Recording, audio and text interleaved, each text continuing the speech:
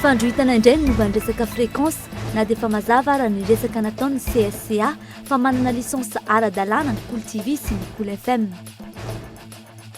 Miaenjana nitady eo amin'ny herim-panohitra ny fitondrana tetezamita amin'ny fitakiana ny fanovana tena izy ka dia idina eny Ambojatova izy ireo amin'ny 17 aogositra ho avy izao. Olona mampiororo amin'ny alalan'ny tabazotra internet no trahatehiky ny mpitandron'ny filaminana avy amin'ny sampana momba ny heloka be vava. Mamokatra ovy 3 hetsy ka hatramin'ny 10 hetsy taona isan-taona i Madagasikara, tsy maharaka ny filanimponina nefa izany, tafakatra 500 ny vidin'ny ovy ankehitriny.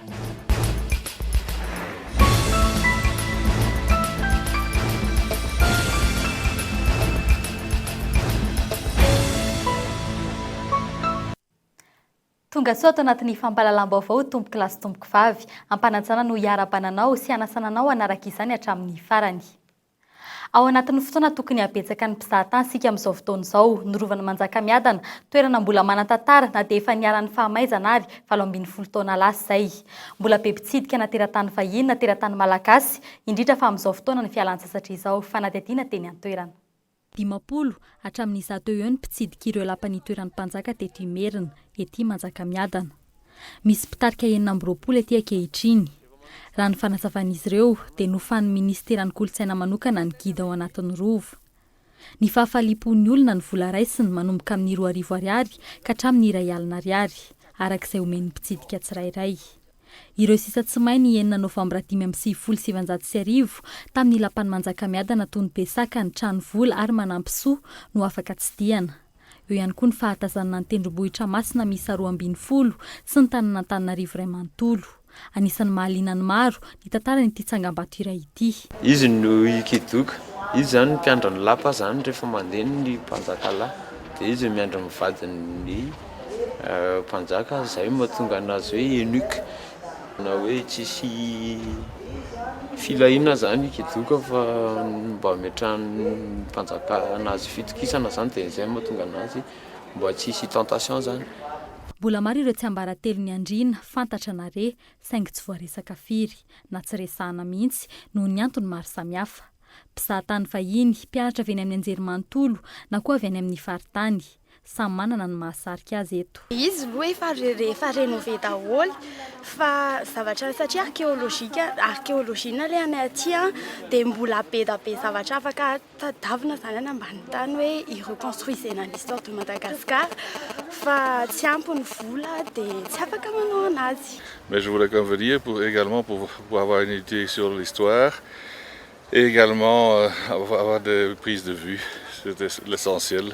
Ny fahafantarana ny zava-nisy taloha tamin'ny fahampanjaka, ny fombafomba ny Andrianampoinimerina, ny momba ny 12 collines sacrées, dia ao anatin'izay 12 collines sacrées izay misy vadiny daholo, izany hoe mananjanaka 20 izy. Taorian'ny fahamaizan'ny rova ny taona 570 mbola nanamarika ny tantara ihany koa ny fahaverezan'ny satroboninahitry ny mpanjaka vavy tetsy andafy avaratra. Fa mbola misoratra ho tantara ihany koa ary mahasadaikatra ireo mpitaridia ety ny manazava azy ny hoe 17 taona tsy mety miarina ny rovan'ny Manjakamiadana. Maro moa fitarainana azy fa misy ireo mpitaridia sandoka eny an-toerana, tsy nisy kosa ny afaka nilazana na marina izandra nandalo teny ny mpanao gazetinay.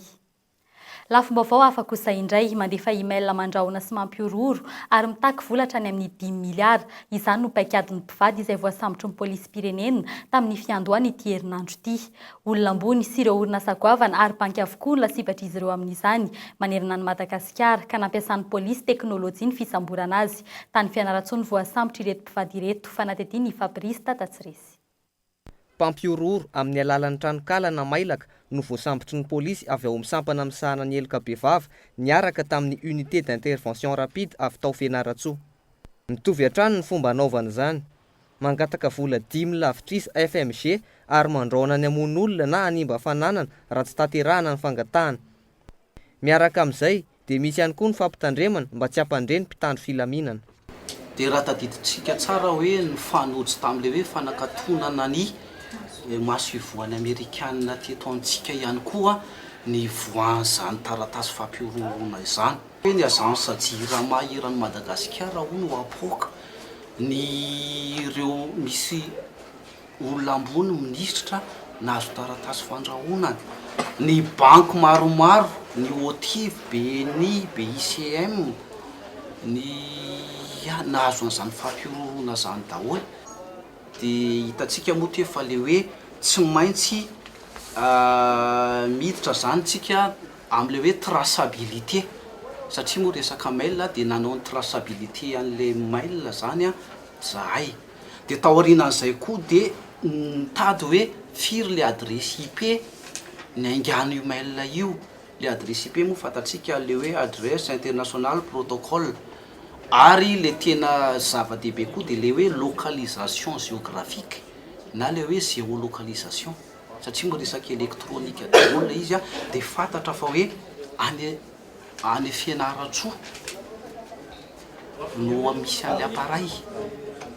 Dia nidina avy hatrany tany ny polisy dia tratra tao Aberavina Fianaratsoa VV ny alakamisy maraina, niaraka tamin'ny polisy nohira Fianaratsoa moa nanao ny fisamborana tamin'izany fotoana izany. Dia efa tonga eto moa zany izy amin'izao ny alatsinainy moa le laingo lay vehivavy vadiny no voasambotra ihany koa dia ao anatin'ny fanadihadiana tanterak'izay zany amin'izao. Orinasa goavana sy banky fanta-daza ary olona manana andraikitra eto amin'ny firenena no saika lasibatra izany etraketraka izany, ary efatra tamin'izy ireo no nametraka fitarainana. Ny fanojy tamin'ny fanakatonana ny maso ivoho Amerikanina teto amintsika ny fotoanan'ny poanty raharaha ka niteraka tahotra tamin'ny ankamaroan'ny vahoaka malagasy. Mahakasika ny raharaham-pirenena kosa indray, miasaritra ny toetra ara-politika eto amintsika hoy ireo mivondrona ao anatin'ny komity mpanavotana ho an'ny Madagasikara na ny KPM. Efa tena latsaka anatin'ny fahantrahana tanteraka ny vahoaka malagasy ary tsy misy ny vahaolana tolotry ny mpitondra ankehitriny, indrindra ny fanatanterahana ny fifidianana izay mihemotra lava, tsy misy fanapa-kevitra noraisiny ka manosika azy ireo hidiny eny amin'ny kianjan'ny demokrasia Ambojatovo ny asabotsy 17 Aogositra hitaka sy hametrahana fitondrana tandalana. Fitakina ny fialan'ny filohan'ny tetezamita tsy hitantana izany tsony no votoatin'ny resaky ny KPM izay ahitana ireo mpikambana eny anivon'ny filan-kevitra ambon'ny tetezamita, teo ihany koa ireo tao anatin'ny kongresin'ny tetezamita sy ireo mpiasam-panjakana marobe. Tao ankilan'izay dia tonga nanontrona azy ihany koa ireo mponina eny ambalam-bahoaka izay ny fampitoana tetsy Antsahamanitra ny maraina teo. Ary nanazavana izy ireo ny toetra ara-politika amin'ny ankapobeny eto Madagasikara sy izao krizy lavabe diavin'ny firenena malagasy izao.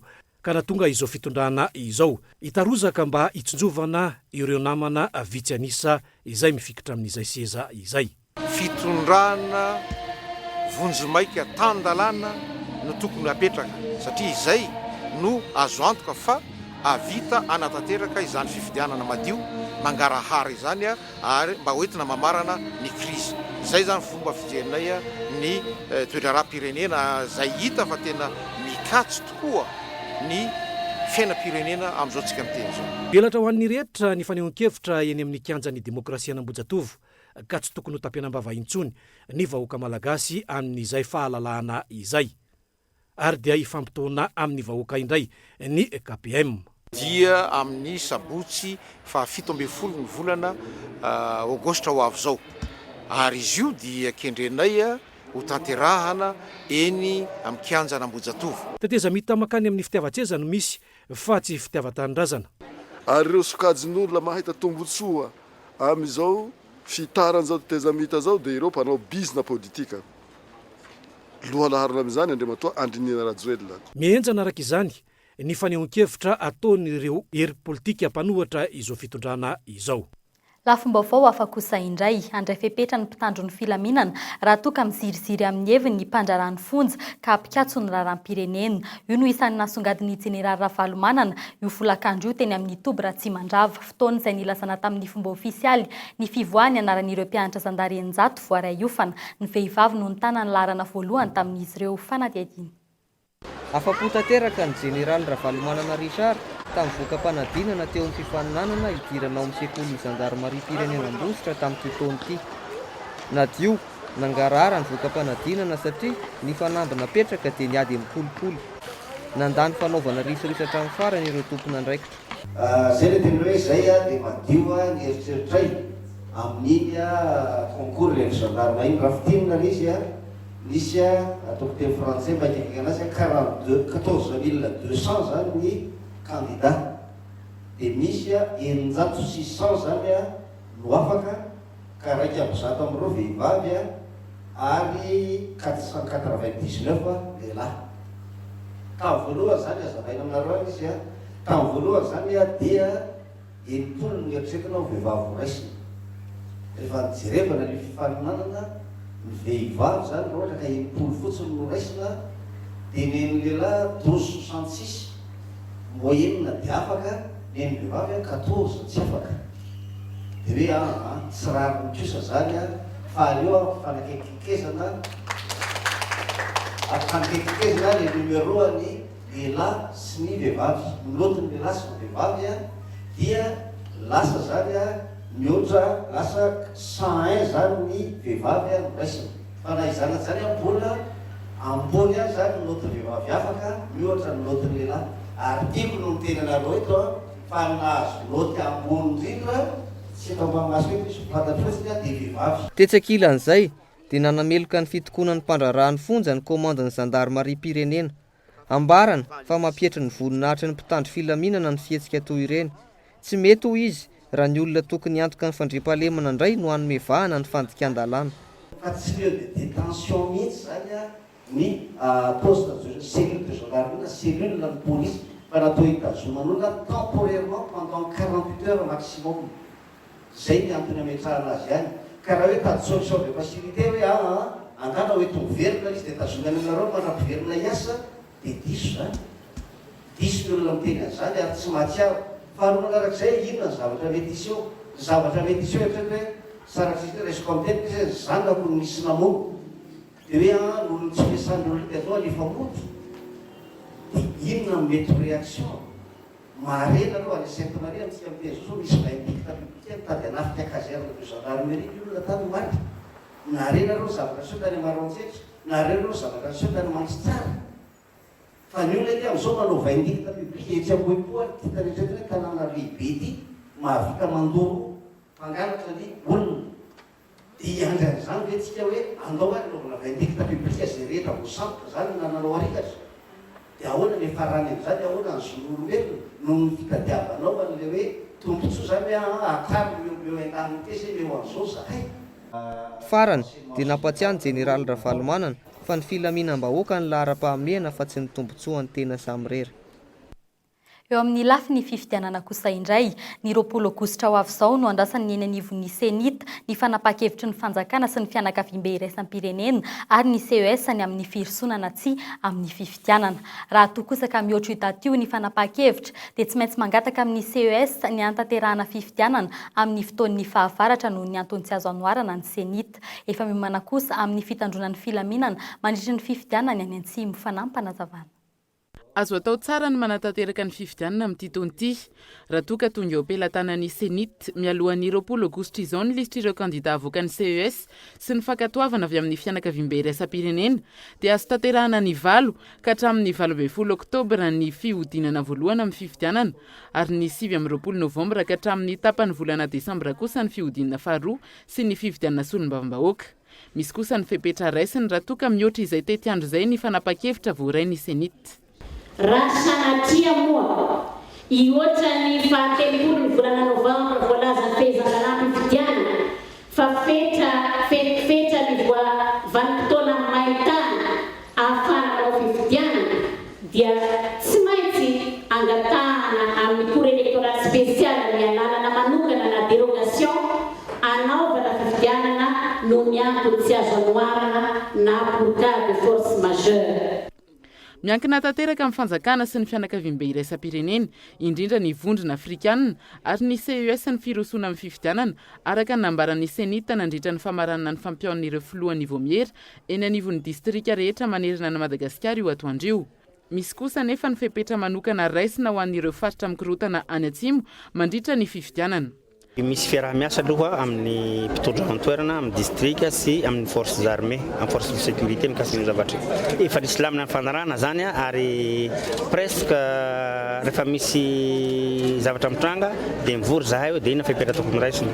tsy zahay ihany manao an'izay zavatra zay a fa ny élément passem any aminay dia fa miara mitety an'ireo toeranareo ary mahatsapa hoe amin'ny circuit de déploiement zany dia fa nifaritana mihitsy hoe ataontsika en bleu zany a les zones d'insécurité dia en noir zany le azo lazaina hoe azo andehanana amin'izao fotsiny fa toujours est-il que fa nisy nifanarahana any hoe raha ohatra ka hisy an'izay zavatra zay a dia tsy maintsy escorte armée zany no atao si besoin se faire sentir.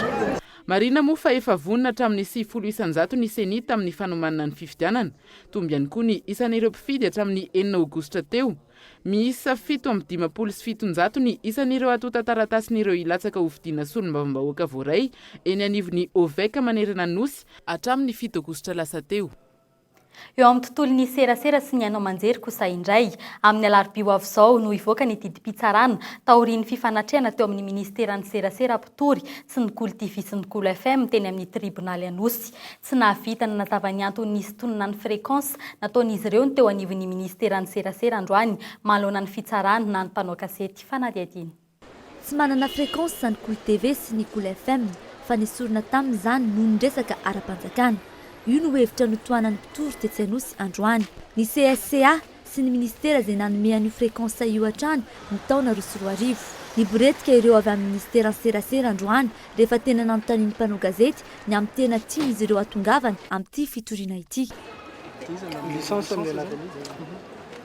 Ny licence amin'ny anaran'ny le licence zany zao amin'ny le licence radio sy télé no anontanianareo. Ya, mbola amin'ny anarany izay zao raha tsy mijery dossier angambany tsy fantako. Tena fantatra zany hoe licence anovalina zany le nomena rehefa tsy misy fiantraikany. Les licences, ny problème anie dia zao hoe les fréquences izay ny retirena ataoko hoe mesure administrative. Ka ny licence amin'ny resaka fréquence ihany no nanomezana ny licence, zany hoe ampiasaina anaovana hainao manjery. Matoa zany aloha le izy voasintona amin'izao dia misy antony ao. Politika sa kajy politika ny antony nisontonan'ny ministera ny fréquence ara-dalàna nomen'ny omerte ary nankatoavy ny CSCA io. Ny fananana licence dia midika ho fananana fréquence ary tsy misy ny licence afaka omena raha tsy efa manana fréquence ary mahafeno ny fepetra rehetra ampiasaina izany araka ny fanazavana mpisolo vavan'ny KOLO TV sy ny KOLO FM. Raha fitipitinina kely aloha le raha zany taoriana le fitsarana tamin'ilay faradiny dia nanazava izahay hoe misy antony maromaro izay tsy mahay fa n'ilay fitsarana etony. Marinina aloha voalohany fa ny amin'ny fombafomba anaty araka ny lazainay teo tsy mazava, tsy manara-dalàna ny fampidiriana zareo ny raha eto anatrehana fitsarana. Fa ny mahatonga ny fitsarana tsy mahefa aloha dia efa misy any amin'ny Conseil d'État. Ary ny tiana mafisina fanan'ny ministra ny serasera dia mahalala izay zavatra profon'izany nisy taratasy nosoratany tamin'ny 7 ambin'ny folo ny volana Jolay. Izay anatin'izay taratasy izay izy dia milaza manamafy hoe satria efa any amin'ny Conseil d'État raha miady amin'ny KOLO FM sy KOLO TV dia tsy tia anjaran'ny na ny CSCA io na ny ministra ny serasera io anaraka an'ilay raha. Ka izy ihany ary mahafantatra an'izay zavatra mahagaga hoe mbola nampidirina an'ity raha ity toa tanatrehan'ny fitsarana ny adimaika. Azo fantarina tokoa hoe avaiza le licence ampiasaina zany amin'izao fotoana izao dia manahoana ny licence na hoe tsy misy le fréquence ao anatin'izao. Tiana mafisina kely aloha fa ny licence ireo dia tamin'ny 2002 sy 2003 no azo fa tsy araka le filazan'ny olona hafa hoe taoriana ny 2009. Licence efa ela be zany ireo no azo ary licence efa nampiasana hatramin'izay. Amarinina koa fa raha ny lalàna mifehan'ny serasera dia mazava ho azy fa matoa nahazo an'ilay licence dia afaka mampiasa an'ilay fréquence zany. Le licence io zao no edivana hatrehana Conseil d'État mahagaga ny fangatahana zareo atao amin'ny fitsarana aty amin'ny adimaika ny fanosorana an'ilay licence. Inona no hitranga amin'ny alarobia izao izay voatondro hatreto fa ivoan'ny didy momba ity raharaha ity. Efa eo ampelantanan'ny fitsarana avokoa ankehitriny ny profy mahara-dalàna ny KOLO TV sy ny KOLO FM ary ny fikasana isotonana ny fréquence ampiasaina no efa nitorian'ny KOLO TV sy FM ny fanjakana tetezamita eo anivon'ny Conseil d'État ankehitriny. Noho izany, miendrika amboletra sy fivadiana amin'ny taratasy ara-dalàna efa nisoavin'izy ireo izany. Hatreny amin'ny toeram-pivoahana nosoloana taratasy kely mitovy sandaminy ny 50 ariary tsy dia hita mivezivezeny an-tsena intsony ny vola madinika ariary 50, 20 ary ny ariary 10 sy ireo kely sandy toy ny ariary 4 sy ny sisa. Araka ny nambaran'ireo mpampiasa azy ireny Hatramin'ny fanombohan'ny krizy ny sehoan'ity tranga ity ary mbola mitohy hatramin'izao tsy mahagaga ny olona intsony izany amin'izao fotoan'izao fanaty aty ny Ilta Asinjo. Efa tsy vaovao amintsika intsony ny maharary mpivarotra mandehandeha ireny manakoritsana vola madinika. Amin'ny ankapobeny na dia mbola manan-kera azy ireny vola madinika ireny dia tsy asian'ny mpanjifa lanja loatra intsony. Hatramin'ny mpivarotra mandehandeha tsy manisy lanja ny azy loatra intsony. Tsy natao hamerenam-bola izy ireny fa akoritsana anairana mpividy fotsiny ihany. Any anay tony eo atokana mihitsy ampiasaina akoritsana 5 000 mahery. Tsy hamerenam-bola mihitsy. Ohatra hoe misy olona mila famerim-bola madinika dia manana manokana. Vitsy amin'ireo entana amidy eny an-tsena sisa no azon'ny vola madinika. Ny vatomamy sy ny silikoma no ahitana vidiny 500 ariary. Ny ankoatr'izay, raha tsy ariary zato tsy miteny. Na ny voanjo aza, efa mila tsy azo intsony izany.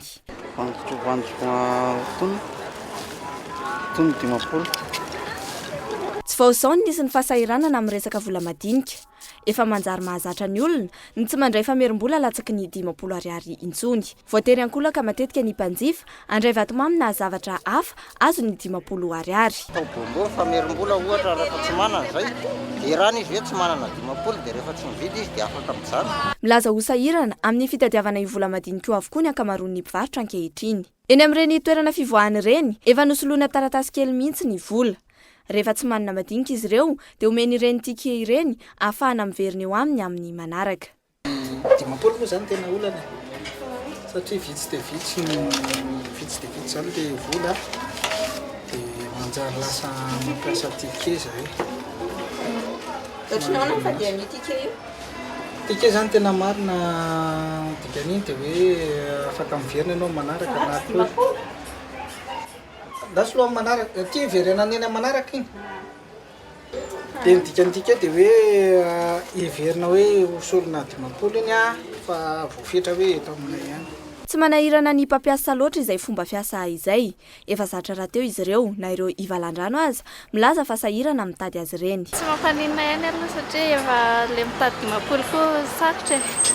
Sarotra le mitady madinika dia tsy mampaninona koa ilaina koa le izy rehefa indray rehefa hoe verina ianao manaraka dia fotsiny namenan-tsara dia mety le izy. Araka ny fanazavan'ireo mpivarotra olona vitsy no ahafahana manakalo ny vola dia ireo mpivarotra ambogadiny eny Anosibe. Tsy misy afaka manazava kosa hoe nankaiza ny vola madinika eto amintsika. Ny marina dia efa tena miendanja ny ariary ka raha tsy vola taratasy tsy hita intsony izay tena vitany. Amin'ny faritra sasany eto amintsika toy ny any Nosbe Elville sy Fort Dauphin dia efa tena ompa ho an'ny mpivarotra izany omena vola madinika izany. Ny Banky Foiben'i Madagasikara nefa dia efa nanao fanambarana fa ireo vola rehetra navoakan'ny Banky Foibe dia mbola miasa avokoa eto amin'ny tany Repoblikan'i Madagasikara. Eo amin'izay resaka ariary izay hatrany dia fantatra fa hiankina indrindra amin'ny raharaha politika sy ara-toe-karena iseho eto amin'ny firenena ny sandan'ny vola ariary. Hatreto aloha azo lazaina fa maro toerana izany dia efa niendanja azy manazava izany ny mpahay toe-karena iray.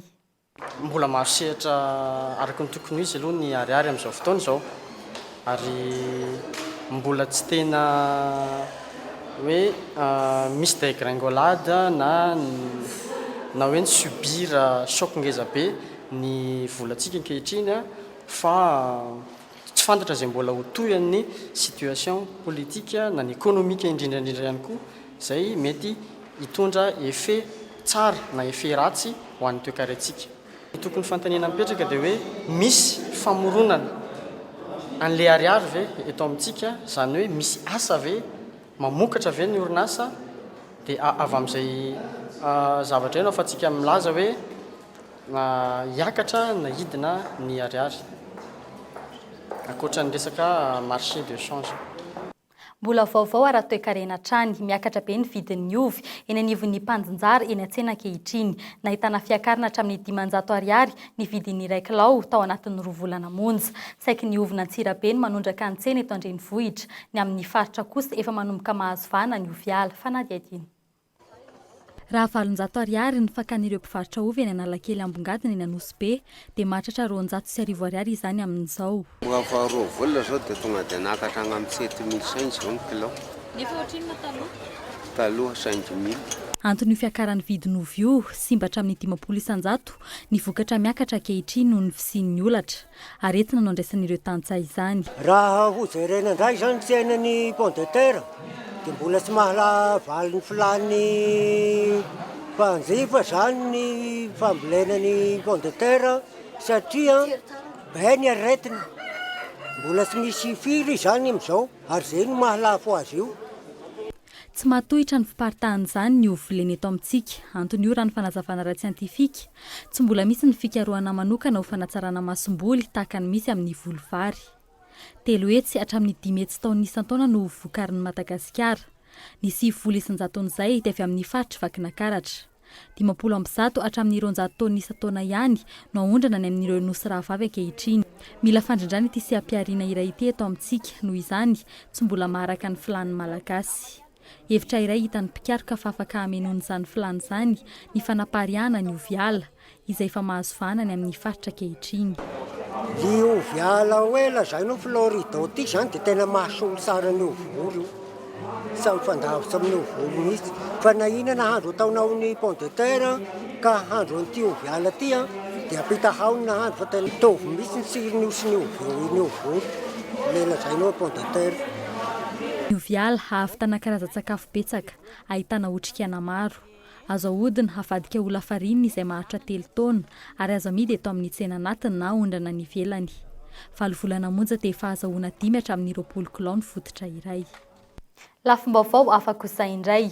Tsy ankasitrahan'ireo enjeniera amin'ny sehatry ny ala mivondrona ao anatin'ny AIFM ny fametrahana lalàna momba ny ala izay tsy manome vahana ny tontolo iainana. Ao anatin'izany lavin'izy ireo maritrano ny fiketrehana volavolan-dalàna ivarotana sy andranana ny andramena izay rehefa atao matsiana ny fifidianana fanazavana. Mitsangana ireny ingénieur forestier fa hita fa miverina ireny aretina mpahazo amin'ny Madagasikara amorona lalàna. Azahoana manondrana akalalàna zany le stokna bois de rose.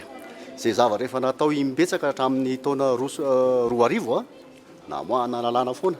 Nefa hatramin'izao tsisy akony mihitsy momba ny hoe vita ve le problema tsy vita, me tsara ve fitantanany ala tsy misy, me mafy ve ny fanjakana izay mitantana ny ala, ohatran'ny raika rafitra hafa indray no natao fa maika tsy nahazo vola iasana ny fanjakana ny administration forestière. Dia miteny zany ny AIFM hoe tandremo fa tena ho rava marina ty aly ty ary tsy hiteraka mihitsy zany arena azahoana mampandroso Madagasikara raha ohatra ka ho lalaovina ohatr'izao foana atao ohatry ny hoe fangalana vola rehefa misy olana ary adino rehefa tsy misy ny olana. Le stock ngiazan'ny fanjakana ke zany zay ny ataoko hoe misy an'ilay atao hoe comité de pilotage amin'izao fotoan'izao hoe efa novana fandimy ny olona misy amin'izao fotoan'izao io. Efa nisy efatra tany aloha zany tsy navita ininona. Dia le fandiminy io nametrahana fanantenana fa mba hitondra ny fanadiovana ny stock io indrepande rano marina tsy stock io no miankina amin'io ny fiainan'ny firenena momba ny resaka hoe fampivoarana ny secteur sy ny économie forestière. Olana ray io tokony atao zay amahana azy. Raha ohatra hoe misy vola azo alaina dia ho alaina amin'ny fomba ara-dalàna ary atao averina any amin'izay tompony andraikitra tokony any amin'ny toerana izay nanombana aloha voalohany. Taizany nangalana azy simba izy ireo ambaratonga na fitondrana izay niaran'izany fanombana zany fa tsy atao hoe ndeha hanaovana fifidiana na ndeha hanaovana momba ny hoe marary ny économie Madagasikara dia io indray no trandrahana amin'izany. Eo amin'ny pejiny sosialy kosa indray, aotra faingo 4 isanjaton'ny tany olona mitondra ny tsimikaretina VIH/SIDA eto Madagasikara. Ny 20 isanjaton'ireo dia mpiasa avokoa. Hiaran'ny fanilinkilian'izy ireo eo amin'ny sehatry ny asa. Antony ilanan'ny politika nasionaly hiadiana amin'ny aretina VIH/SIDA eo amin'ny sehatry ny asa. Mbola lesoka ny tsy fahampiany lalàna manodidina io sehatra io fanazavana. Ny zava-misy amin'izao fotoana izao dia ny ady atao amin'ny otrikaretina VIH sy ny sida dia ohatrany hoe tsy misy fandraisana amin'ny sehatry ny asa fa mandeha amin'ny hoe amin'ny lafiny ara-pahasalamana fotsiny ny ady atao amin'izao fotoana izao. Ka ny fametrahana izao politika am-pirenena izao dia lalana anankiray mba hahafahantsika tokoa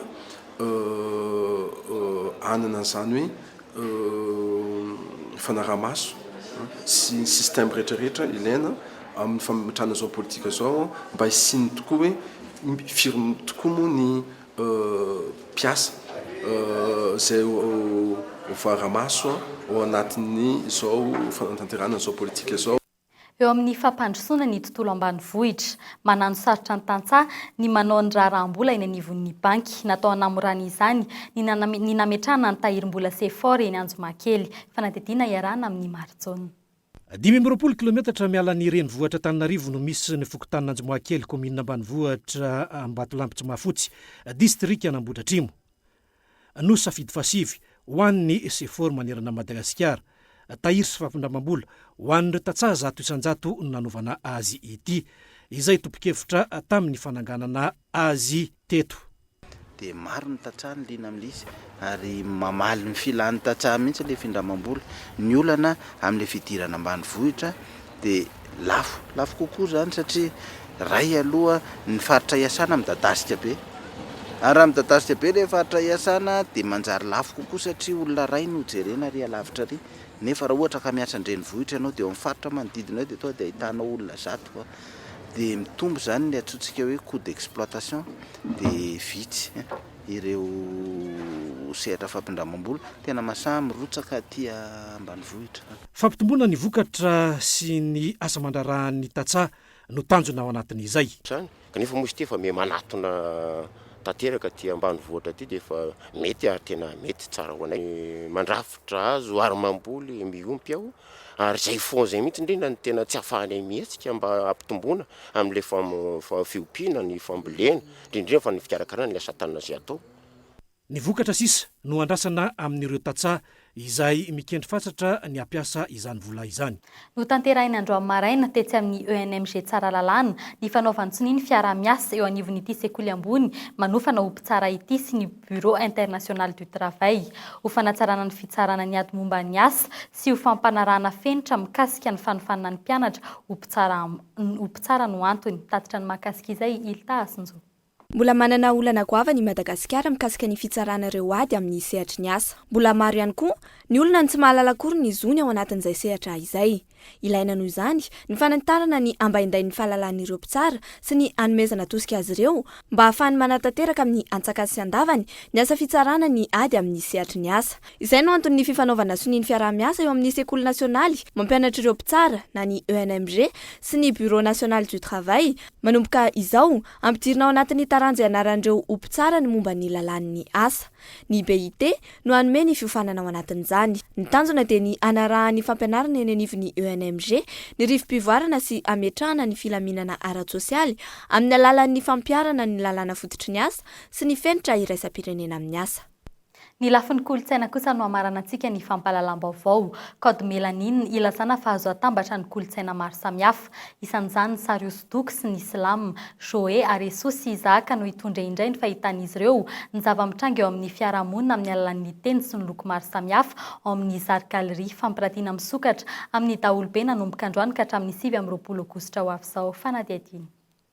Vaky sovan'ny resilava, vaky bakilambato mahazombakel, vaky... Joe Arsu efa mipetraka izany anaran'izany eo amin'ny sehatra ny Slam. Isaka mpanao hosodoko, street art mifangaro, kolontsaina hip-hop no entiny ihany koa hivoizan'ny asa famoronana.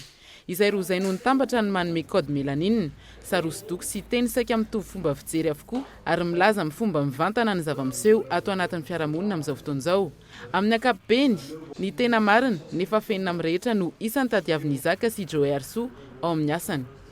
Tena matetika miverimbery be da be fa tena mo matetika tena hitako hoe mivoaka aloha pays. Tsy fananina koa le izy fa pays mety zay ngamba ny sentiment mafy indrindra commun entre Isaac sy amin'ny asa ataoko, amin'ny asa soratra ataoko dia zay aloha no mety matetika ho hita fa na zany ara ny be da be ny zavatra hoentina en avant. Meurtre, arrestation, dalle, martyr, etc. C'est les questions qu'on se pose aussi en ce moment. Oui. Qu'est-ce qui se passe vraiment dans le sud? Qu'est-ce qu'on nous cache? On a différentes informations qu'on a pu avoir et que maintenant tout paraît clair. Oui. C'est au-delà du fait d'arrêter les dalles, etc. Et c'est des gens qu'on essaie de virer de leur terre, en fait. Et je crois que c'est essentiel aussi d'essayer d'en parler. Efa nanomboka tany Majanga ny fiara-miasan'ny Izaka sy Joerso. Intelo amin'ity manaraka ity no nisy fampionana ny Slam sy ny Sarosdoko amina fampirantiana iray ary fahombiazana no azo namaritana ny efa vita raha ho an'ireo mpanakanto roa. Génération KO, vague sauve Reslav, insulaire insolent, votre passé ne sera pas notre. Sady lohatenin'ny Islam ny lohatenin'ny asatan'ny Isaac zany.